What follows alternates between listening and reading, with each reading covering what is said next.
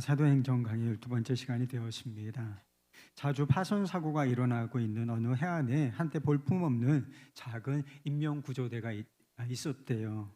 건물이라곤 오두막, 작은 오두막 한 채뿐이었고 구조선이 필요한데 구조보트도 하나뿐이었다는 것입니다. 그러나 헌신적인 사람들이 늘 바다를 지키면서 파손 사고가 날 때마다 인명구조에 나섰다는 것입니다. 그래서 많은 사람들이 구조를 받게 되었는데 이 일로 인해서 이 작은 구조대가 유명해지기 시작했다는 것입니다. 많은 사람들이 구조대를 뒷받침하기 위해서 시간과 재정을 후원을 했다, 제공하기 시작했어요. 새로운 보트들을 더 구입하고 새로운 구조대원들을 모집하여 훈련하기 시작했습니다. 그래서 이 구조대가 처음에는 몇 사람 정도 이렇게 헌신적인 일을 하는 사람들로 구성이 되어 있었는데 막 자원도 모이고 또 사람들도 많이 모여서 이 구조대가 대단히 큰 구조대가 되었다는 것입니다. 인명구조대에 가입한 새 회원들 중에는 어떤 사람들은 건물이 너무 작다, 그리고 이 건물이 너무 볼품이 없다, 이렇게 불평하는 사람들이 생겨나기 시작했다는 것입니다. 그 사람들은 바다로부터 구조받은 사람들, 이런 사람들에게 조금 더 안전한 환경, 편안한 환경을 제공해야 한다라고 하는 명목으로 간이 침대가 간이 침대였는데 아주 편안한 침대로 바꾸고 확장된 공간을 여러 좋은 가구들로 채워나가기 시작했다는 것입니다. 이제 그 구조대는 그 회원들을 위한 대중적인 모임의 장소가 되었다는 것입니다. 그들은 그곳을 일종의 클럽처럼 사용했기 때문에 그것을 더 아름답게 치장을 했다는 거예요. 인테리어라고 하죠. 그래서 건물을 조금 더 크게 짓고 그리고 그 내부를 아름답게 장식하는 이런 일들을 했다는 것입니다. 이제 회원들은 인명구조를 위해서 바다에 나가는 일들을 이 일에 점점 관심을 잃게 되었고, 그래서 그들은 그 일을 할 수 있는 인명구조대원들을 새로 채용하기에 이르렀다는 것입니다. 인명구조 활동을 두고 클럽 회원들 사이에 불화가 생기기 시작했어요. 대부분의 사람들, 회원들에게 인명구조라고 하는 것은 불편한 일, 즐거운 일이 아닌데다가 이 모임에 방해가 된다고 해서 이 일을 그만두자, 이런 제안을 하기 시작했다는 것입니다.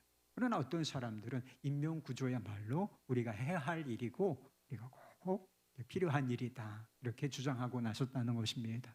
그래서 이제 갈등이 생기고 의견 충돌이 생기니까 우리 모임의 성격을 어떻게 규정할까 투표를 했다는 것입니다. 그래서 우리 이 인명구조를 그만두자라고 하는 쪽과, 그래서 아주 여전히 인명구조는 너무나 중요한 일이고 이 일을 해야 된다라고 하는 쪽이 투표를 했는데, 결국은 이제 인명구조를 그만두자라고 하는 쪽이 승리를 했다는 것입니다. 그래서 계속 당신들이 주장하는 사람들이 있으니까 당신들이 계속 이 일을 하기를 원한다면 이제 해안가 아래로 내려가서 새로운 인명구조대를 구성할 수는 있겠다, 이런 편지를 통보받았다는 것입니다. 그래서 그들은 해안가 아래에 새로운 구조대를 만들었다는 거예요. 여러 해가 지나면서 새로 생긴 이 구조대에도 옛날 그 구조대에 생겼던 문제가 생기게 되었다는 거예요. 그 구조대는 일종의 클럽으로 발전해 버렸고 또 다른 인명 구조대가 생겨났다는 것입니다. 그래서 역사는 계속해서 반복되었고, 만약 오늘날 우리가 그 해안가를 방문한다면 서로 배타적인, 서로 하나 되지 못하는 배타적인 클럽들을, 여러 많은 클럽들을 발견하게 될 거라는 거예요. 그 바닷가에서는 여전히 파손 사고가 일어나고 인명구조가 필요한 사람들이 생겨나고 있었지만 많은 사람들이 구조받지 못하고 죽어가는 일이 발생하였다는 것입니다. 사실 이 이야기는 비유적인 이야기예요. 데오도레 위델이라고 하는 사람이 현대교회 실상을 파헤치기 위해서 이런 비유를 사용했던 것입니다. 이 비유의 핵심이 무엇인가? 교회 구성원들이 사역, 섬김 이런 것에 관심이 없다, 그래서 교회 정체성과 모순이 되는 이런 일이 현대 교회에 벌어지고 있다라고 하는 내용이었던 것입니다. 하나님께서 세우신 교회가 클럽이겠습니까? 아니면 구조대이겠습니까? 하나님께서 세우신 계획하신 교회는 구조대예요. 그런데 한번 우리의 현실을 한번 생각해 보십시다. 우리도 현대 교회니까 우리 주 안에 있는 교회는 클럽인 것 같습니까? 아니면 구조대인 것 같습니까? 한 가지 더 생각해 볼 게 있어요. 교회는 건물이 아니고 공동체니까. 그리고 그 안에 내가 속해 있지 않습니까? 이 교회 안에 있는 나는 클럽의 회원처럼 행동하고 있는가? 아니면 구조대의 구조대원처럼 행동하고 있는가? 우리가 깊이 생각해 볼 문제라는 것입니다. 초대교회는 구조대였어요. 그래서 밖에 속에서도 역풍이 불고 있었지만 아랑곳하지 않고 이 복음의 말씀을 전파함으로 말미암아 영혼들을 그리스도께로 인도하는 구조대였고, 가난하고 소외된 이웃들에게 필요한 것들을 공급하는 긍휼의 구조대였습니다. 그런데 이 본문 말씀을 보면 이런 구조대에서도 문제가 생겼다는 사실을 알 수가 있어요. 그래서 초대교회는 대단히 바람직한 교회라, 건강한 교회라고 말씀을 드렸죠. 그래서 초대교회로 돌아가자, 이런 구호들도 있는 이유가 초대교회는 정말 건강하고 바람직한 모습을 가지고 있기 때문인 거예요. 그런데 아무런 문제가 없었던 것은 아니다. 그래서 문제 없는 교회 찾는 사람들이 있죠. 꿈 깨요, 여러분. 꿈 깨라니까. 이 바람직하고 사도들이 목회를 하고 있는 이 교회에도 문제가 생겼다는 거예요. 그래서 문제 없는 공동체는 없다. 그런데 이 문제를 어떻게 해결할 것인가, 이게 중요한 것이지 문제가 있느냐 없느냐, 이게 근본적인 문제는 아니라는 것입니다. 예루살렘 어떤 문제가 있었느냐? 예루살렘 교회에는 두 부류의 그리스도인들이 있었어요. 히브리어나 아람어를 모국어로 사용하는 유대인들이 있었고, 유대인이면서 그리스도인이 된 사람, 이 한 부류의 크리스천들이 있었고, 또 한 부류는 어떤 사람들이 있었느냐? 헬라어, 그 당시에 이제 로마가 이만 그 지역들을 다 이렇게 통치하고 있었는데, 로마의 공용어였던 헬라어를 자기 모국어로 사용하는 헬라파 유대인들이 있었다는 것입니다. 그래서 말하자면 본토 유대인들이 있었고, 그리고 디아스포라라고 해서 각지 이방 지역에 흩어져 살다가 이제 예루살렘으로 돌아와서 예수 그리스도를 믿어 예루살렘 교회의 일원이 된 사람들이 있었다는 것입니다. 그런데 이 두 부류의 그리스도인들 사이에 갈등과 원망이 생겼다는 것입니다. 헬라파, 히브리파가 무슨 파가 중요해요? 아니죠. 예수 그리스도 안에서 이 모든 장벽이 허물어졌기 때문에 다 우리는 하나인데, 이 바람직한 초대교회 공동체 안에서 문화적인 차이, 내가 어디에 속해 있었느냐, 이런 혼란이 있었고, 이런 문화적인 차이 때문에 갈등이 생겨났다는 것입니다. 당시에 과부들은 주요한 구제의 대상이었어요. 지금하고 좀 상황이 다릅니다. 그때 과부라고 하는 것은 고아와 가부, 고아와 가부를, 나는 고아와 가부의 아빠 하나님이다, 이런 표현이 성경에 나옵니다. 그래서 이 사회적 약자 중에 약자, 돌봄이 필요한 사람들의 대표격이 바로 이제 과부였어요. 많은 사람들이, 크리스천들이 자기 재산을 팔아서 사도들에게 맡겨 그것을 공동체를 위하여 사용하도록 했다는 것이죠. 그래서 충분한 구제의 자원이 있는 거예요.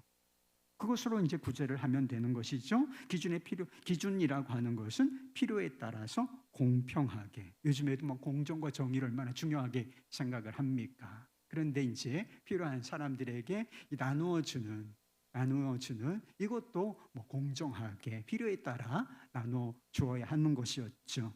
그런데 헬라파 과부들이 구제의 대상에서 자꾸 제외되는 일이 생기는 것이었습니다. 의도적인 것이, 이 사람들은 미워, 이렇게 생각해서 그 사람들을 의도적으로 제외시킨 것이 아니라 조금 행정적인 미숙, 관리상의 미숙함으로써 미숙함 때문에 이런 일이 발생하였던 것 같습니다. 근데 발이 안으로 굽는다고 문화적 차이가 이렇게 있었다는 거예요. 그리스도께서는 벽을 허무셨는데 마음 안에서 이 벽이 완전히 사라지지는 않았던 거예요. 그래서 팔이 안으로 굽는다고 왜 헬라파 과부들은 구제에서 빼는 것이냐. 그래서 이 헬라파에 속한 사람들이 히브리파 사람들에게 불평하고 원망하는 이런 일이 있었다는 것입니다. 어려운 사람들을 돕는 이 구제 사역은 굉장히 중요한 것입니다. 그리고 아름다운 일이고 그리고 교회 공동체가 해야 할 주님의 일인 것이지요. 그런데 왜 이런 아름다운 일, 이런 일에 시험거리가 생기는가? 사도들이 이 문제가 생김으로 말미암아 자신들을 돌아봤는데 자신들이 중요한 한 가지를 놓쳤다는 사실을 깨닫게 된 것이었습니다. 그게 2절 말씀이에요. 12사도가 모든 제자들을 불러 이르되 우리가 하나님의 말씀을 제쳐놓고 좁대를 일삼는 것이 마땅하지 아니하니. 사도들은 불신자들에게 복음을 전파하고 사도들만 복음을 전하는 건 아니지만 하나님의 말씀을 이들이 세상 가운데 전파하고 또 교회 성도들을 대상으로 말씀을 전파하는 사역을 맡은 이들이 사도들이었어요. 그런데 사도들의 표현, 그 자신의 표현을 빌리자면 구제 사역의 시간과 에너지를 오팡 쏟느라 자신들에게 맡겨진 이 사역을 소홀히 하게 되었다는 것입니다. 말하자면 이 말씀 사역이 충만하게 이루어져야 되는데 말씀 사역이 약화돼요. 이 에너지가 한정된 무한정은 아니잖아요. 그들이 이제 성령의 충만함을 받았지만 그들 역시 인간이었고 쓸 수 있는 에너지가 한계가 있었기 때문에 한 곳에 구제 사역의 에너지를 시간과 에너지 열정을 쏟아붓게 되니까 그들의 주 사역 그것이 약화될 수밖에 없었던 것입니다. 그래서 말씀 사역이 약화되니까 교회 안에 문제가 생기고 시험거리가 찾아왔던 거예요. 문제의 원인을 찾았으면 처방을 해야죠. 그래서 병이 생기면 병원에 가는 거죠. 의사가 진단을 해서 이런 문제가 있다. 그러면 주사를 놔주든지 약을 처방해 주든지 그렇잖아요. 그래서 사도들이 처방을 내렸는데 사도들은 성도들 중에서 성령과 지혜가 충만하여 칭찬받는 사람 7을 택하여 그들에게 구제하는 일을 맡기고 자신들을 기도하는 일과 말씀 사역에 힘쓰기로 했다는 것입니다. 그래서 이렇게 섬기는 일을 위하여 세워진 사람들이 스데반과 빌립을 비롯하여 7명의 집사라고 알려진 사람들인 것입니다. 7 집사라고 유명하죠. 근데 여기에 한번 읽어보세요. 집사라는 표현이 나올까요? 안 나올까요? 안 나와요, 여러분. 집사라는 표현 안 나오는데 한 21장쯤 가면 이들을 향하여 집사라고 칭하는 이 말씀 구절이 딱 한 군데 나와요.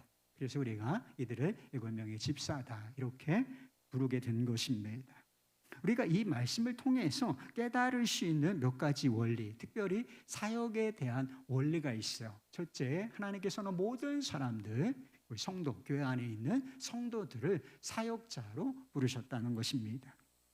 12사도나 택함을 받은 7 집사나 모두 사역자라고 하는 것입니다. 그들이 맡은 일, 그것을 뭐라고 부르느냐? 원어로는 디아코니아, 들어보셨어요?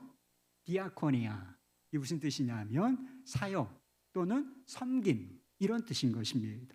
그래서 이 두 부류의 사람들이 맡은 일을 다 사역, 섬김이라고 부른다는 사실을 보면 알 수가 있는 것입니다. 차이가 있다면 맡은 사역의 종류가 다를 뿐이라는 것입니다. 사도들은 주로 말씀을 맡은 사역자들이고 이 7명의 집사들은 뭘 맡은 거예요? 주로 구제하는 사역을 맡은 사역자들이라는 것입니다. 그리고 그 사역을 감당하기 위한 조건이 필요한데 두 부류 모두에게 필요한 것이 무엇이냐? 성령과 지혜가 충만한 사람들이었다는 것입니다. 목사의 설교나 목양만 사역이 아니라는 사실을 기억하셔야 돼요. 여러분들이 교회 안에서 맡은 일도 다 사역이라고 하는 것입니다. 예배 사역. 오늘도 이 앞에 쭉 나오셔서 찬양 인도해 주셨죠. 찬양 사역인 것입니다. 그리고 속장 사역이 있고 교육 사역이 있고 주방 사역이 있고 방송 사역이 있고 재정 사역이 있고 행정 사역, 이런 사역들을 맡은 자들, 사역을 맡은 사람들에게 필요한 것이 무엇일까? 여러분, 목사에게 성령 충만함이 필요할까요? 목사의 설교가 성령 충만한 가운데 준비되고 선포되어야 하겠습니까? 물론이죠. 죄송해요, 제가 늘 그러지를 못했어. 근데 목사가 성령 충만함으로 목회하고 말씀을 전해야 하죠. 그런데 여러분, 똑같다는 거예요. 다른 사역을 맡은 사람들에게도 뭐가 필요하다? 성령과 지혜가, 성령의 충만함과 지혜가 필요하다라고 하는 것입니다. 그래서 성령 충만한 사역자, 성령 충만한 속자, 성령 충만한 교사, 그리고 성령 충만한 주방 사역자. 4층에서 좀 있으면 이제 밥 먹을 건데 밥 해놨을 거예요, 여러분. 그런데 주방에서 반찬을 하고 밥을 할 때도 필요한 게 뭐냐? 이게 허드렛 일이 아니라 주방 사역이란 말이에요. 교인들의 이렇게 교제를 이렇게 원활하게 돕고 뭐 육신적인 필요도 채우고 서로 교제하는 이 시간을 얼마나 중요합니까? 그래서 주방 사역인데 주방 사역자에게 필요한 것도 성령 충만함과 지혜라 하는 데는 다르지 않다는 것입니다. 사람들은 일의 비중을 따지기를 좋아해. 이게 세속적인 가치관을 가지고 있기 때문에 세속적인 가치에 빠진 사람들은 일의 비중을 따지기를 좋아한다는 것입니다. 이 사역은 중요한 사역이고 이 사역은 덜 중요한 사역이고 뭐 그 사역은 뭐 중요하지 않네, 이렇게 생각하는 사람들이 있다는 것입니다. 그리고 어떤 이들은 자기가 하는 사역의 가치를 다른 사람들로부터 인정받기를 원하는 사람이, 인정욕이라는 게 막 되게 강하잖아요. 사실 이게 십자가에서 처리가 되어야 사역이 잘 돼요. 그런데 인정욕이라고 하는 것이기 때문에 내가 어떤 일을 하고 있으면 이 일이 당신이 하는 사역은 너무나 중요하고 너무나 필요한 적절한 사역입니다, 이런 평가를 받기를 원한다는 것입니다. 반대로 어떤 사람들은 자신이 하는 사역의 가치를 스스로 깎아내리기도 한다는 것이죠. 내가 하는 일은 별로 중요하지 않아, 이런 생각하는 사람들이 많지는 않을 거지만 의외로 꽤 있어요. 뭐 내가 이거 뭐 교회에서 뭐 중요한 일을 하는 건 아니지, 이렇게 생각하는 사람들이 의외로 많이 있다는 것입니다. 그렇지가 않아요. 모든 사역은 다 중요한 것입니다.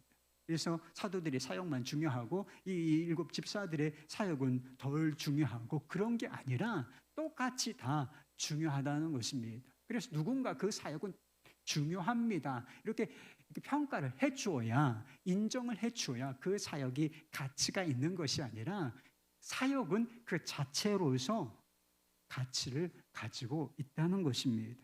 예를 들어볼게요. 누군가 심장이 가치가, 우리 심장이 있잖아요. 그래서 그리스도의 몸을, 교회를 이 육체의 몸에 비유하기도 하지 않습니까? 그래서 심장, 그래서 쿵쾅하며 피를 돌려주는 이 심장.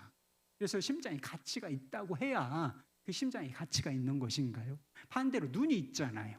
그래서 눈은 별로 가치가 없어, 중요하지 않아, 이렇게 누군가 말하면 눈이 가치가, 그 사람이 평가로 말미암아 가치가 줄어드는 것인가?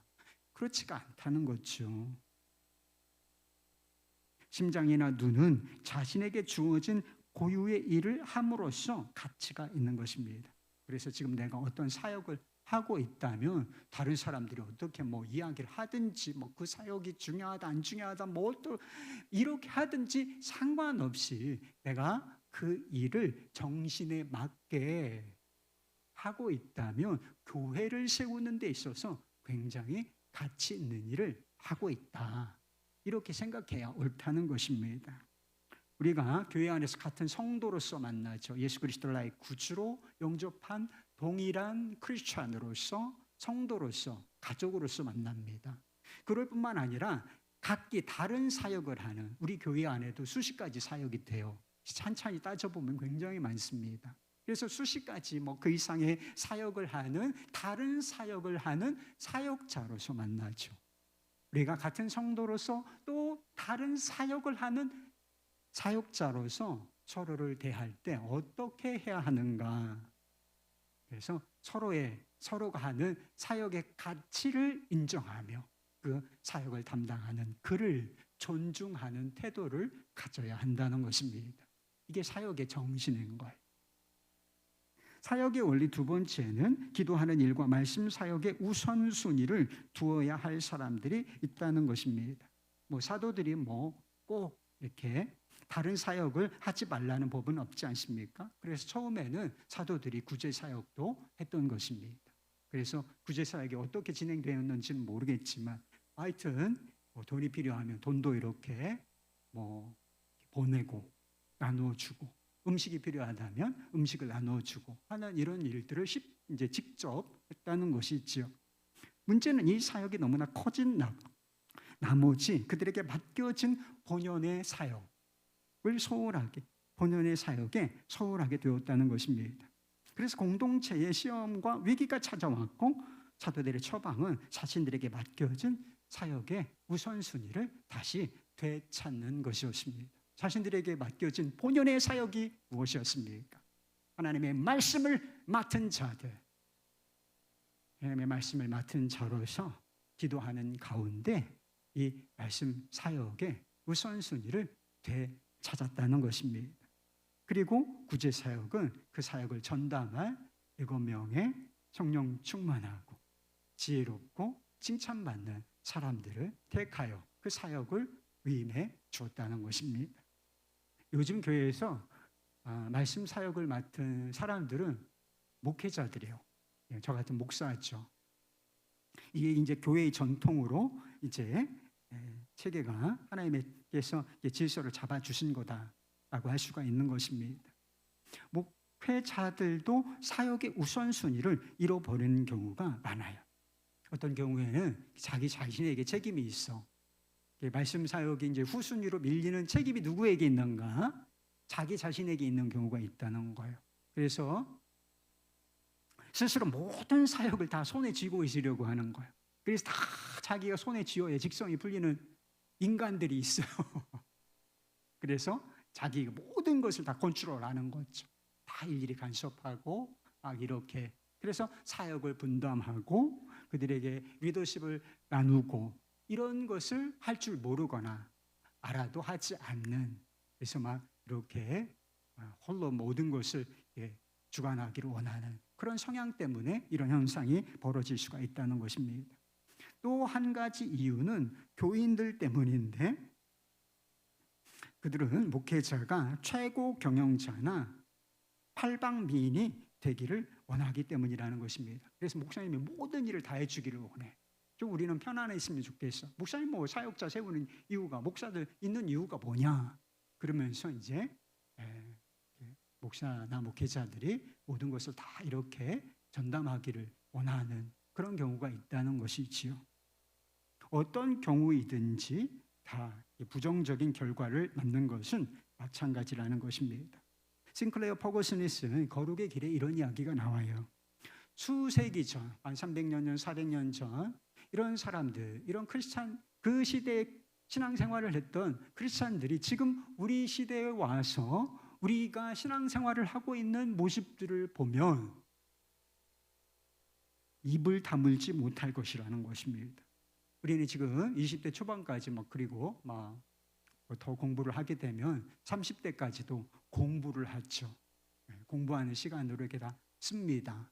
그런데 그 당시에는 10대 초반에 13살, 14살이면 공부를 다 끝냈다는 거예요. 그리고 이제 일하러 나가고 사회생활 시작하는 그런 환경이었다는 것입니다. 우리는 지금 다 저마다 성경책 집에 몇 권 있어요. 오늘 한 권 갖고 오셨을 테고 집에도 몇 권씩 있잖아요. 그래서 성경이 번역본, 쉬운 성경, 새번역 성경, 우리말 성경, 공동번역 성경, NIV, NSB 이런 번역본이 10가지 이상 되는, 그리고 요새는 스마트폰, 스마트 기기에 성경을 다 이렇게 놓고 그냥 필요할 때 하나님의 말씀을 볼 수 있는 이런 환경이 열리지 않았습니까?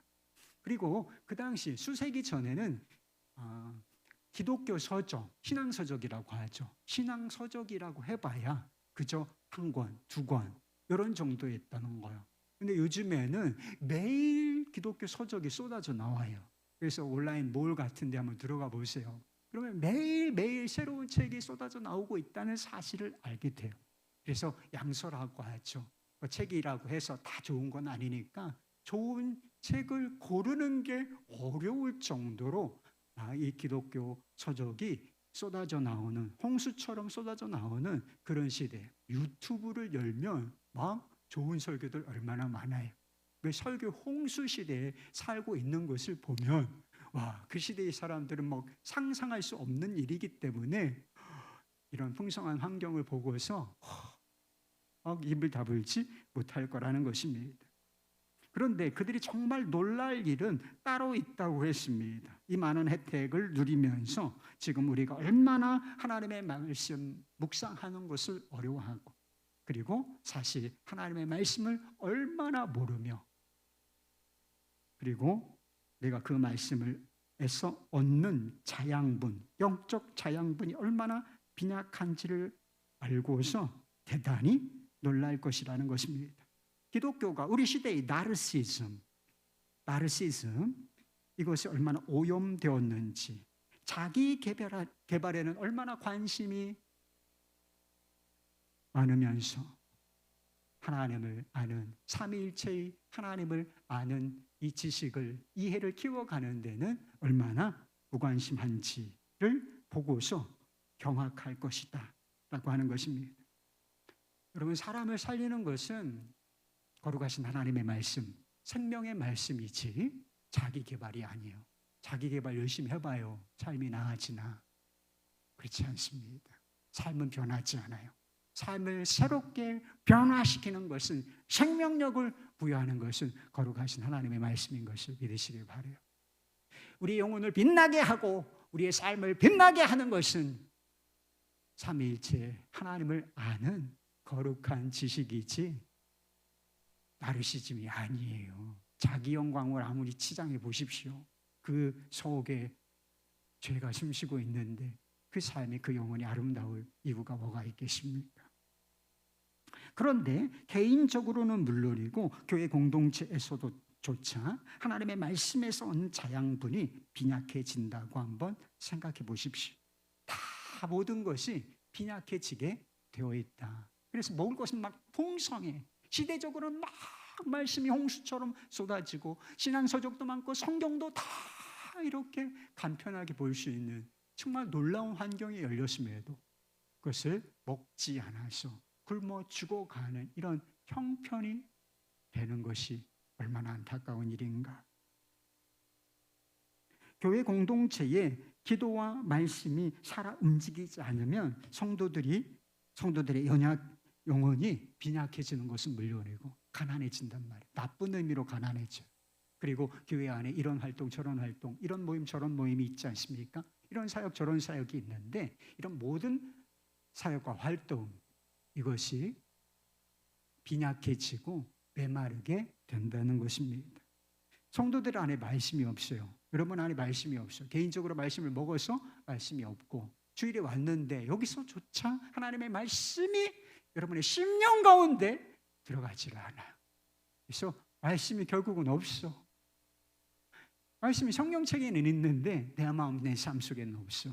그러면 그 말씀 가지고 세상에 나가서 하나님의 말씀대로 살아내야 하는데, 말씀이 없으니 어떻게 세상 속에서 하나님의 말씀대로 살아낼 수가 있겠습니까? 교회가 기도와 말씀으로 살아 움직이려면 어떻게 해야 하겠습니까? 그것을 맡은 사역자들이 거기에 우선순위를 두고 사역을 해야 하는 거예요. 그래서 저와 같은 말씀을 맡은 사역자들, 그래서 여기에 막 정말 올인해도 부족하잖아요. 그래서 여러분들이 듣기에 올인하시는 정도가 저 정도인가 그렇게 좀 생각하실 수도 있을 것 같아요. 그래서 이 말씀을 제가 준비하면서 제가 이 말씀과 너무 거리가 있구나, 부끄럽다, 우리 교우들에게 죄송한 마음이 또 들기도 했습니다. 그런데 하여튼 말씀을 맡은 자들은 거기에 에너지를 집중해야 한다는 것이죠. 그러기 위해서는 성도들이 하나님이 주신 은사를 따여서 구제사역이 필요하죠. 행정사역이 필요하고 방송사역도 필요하고 속장사역도 교육 다음 세대 다 필요한데 목사가 다 할 수는 없잖아요. 그래서 우리 교우들이 저마다 한 가지 사역을 붙잡고서 그것을 충실하게 그 사역의 정신에 맞게 사역을 해낼 때에 말씀이 조금 더 충만하고 살아 역사하는 공동체가 될 수가 있다는 것이죠. 그래서 말씀 사역자들이 거기에 집중할 수 있도록 배려를 하는 것은, 그래서 여러분들이 저한테 사실은 많이 배려를 해주고 있어요. 그런 시스템을 갖추기도 하고 저 스스로도 많이 그렇게 하려고 하기 때문에 이것은 사실은 모두를 위한 일이다, 이렇게 생각할 수가 있는 것입니다. 사도들이 사역의 우선순위를 회복했을 때의 결과가 7절에 나와 있어요. 사도들이 기도와 말씀 사역에 집중하게 되고 하나님의 말씀이 왕성하여지니 교회에 부흥이 임했다는 것입니다. 이런 갈등과 엄마 머리를 맞대고서 우리가 왜 갈등하게 되었을까? 문제가 뭘까? 이렇게 생각해 보는 것도 필요한 일이긴 해요. 그렇다고 해서 갈등 풀리지 않습니다. 정말 하나님의 말씀이 왕성하게 우리 안에, 이 공동체 안에 살아 역사하여, 그리고 그 말씀 앞에 우리가 복종하였다 라고 하는 말씀처럼 말씀의 권위 앞에 우리가 다 같이 복종할 때 그 갈등도 시험도 다 넘어설 수가 있는 것입니다. 갈등과 시험을 넘어서 우리가 정말 부흥할 수 있을까, 성장할 수 있을까, 될 수 있다는 거예요. 그냥 위기가 해결되는 정도가 아니라 말씀이 살아 움직이기 시작하면 우리 영혼이 살아나고 공동체가 살아나서 이 말씀의 풍성함이 세상 밖으로 흘러가게 된다는 거예요. 그래서 이 구조대 역할을 하게 되는 거예요. 모든 교회가 성장과 부흥을 원하죠. 저도 원해요, 여러분. 그러나 이게 그냥 되는 건 아니다. 우리 안에 벌써 말씀 사역자, 그리고 여러분 안에 개인적으로 여러분의 말씀을 깊이 묵상하고 말씀을 존중하고 그 마음의 그릇에 그 말씀을 받아들이는 일을 쭉 하고 일상생활 속에서, 그리고 주일에 와서 이 말씀 사역자가, 말씀을 맡은 자가 이 전하는 말씀 통해서 은혜를 받고 말씀이 내 마음속에 살아나고 공동체에 살아나고, 그러면 이 말씀의 능력이 경계를 넘어 세상 속으로 흘러들어가 부흥의 역사, 성장의 역사가 일어나는 것입니다. 할렐루야. 제가 예전에 좀 슬픈 이야기를 봤어요. 여러분들 아마 보신 적이 있는지 모르겠습니다. 이 일은 아직도 진행 중이에요. 어떤 일이냐면 영국의 교회였어요. 영국의 교회들 막 거기는 막 고딕 양식으로 지어진 아주 한 1000년 된 예배당들이 있어 지금도. 그리고 한 500년쯤 된, 300년쯤 된 이런 교회당들이 있어요. 얼마나 그 건물을 짓는데 에너지를 썼는지 모릅니다. 그런데 그런 예배당들이 술집이나 그리고 나이트 클럽으로 이렇게 팔려나간다, 이런 이야기를 들었습니다. 하나님을 향하여 거룩한 예배와 기도가 드려지던 장소가 술을 마시고 춤을 추며 사교를 즐기는 클럽으로 변질된 것입니다. 안타깝지만 여러분, 우리가 기억해야 될 일이 있어요. 이게 단지 영국, 유럽의 몇몇 나라에서 일어나는 일이 아니라 이제는 이 한국 땅에서, 한국 교회 안에서 머지않아 일어날 수 있는 일이라는 것입니다.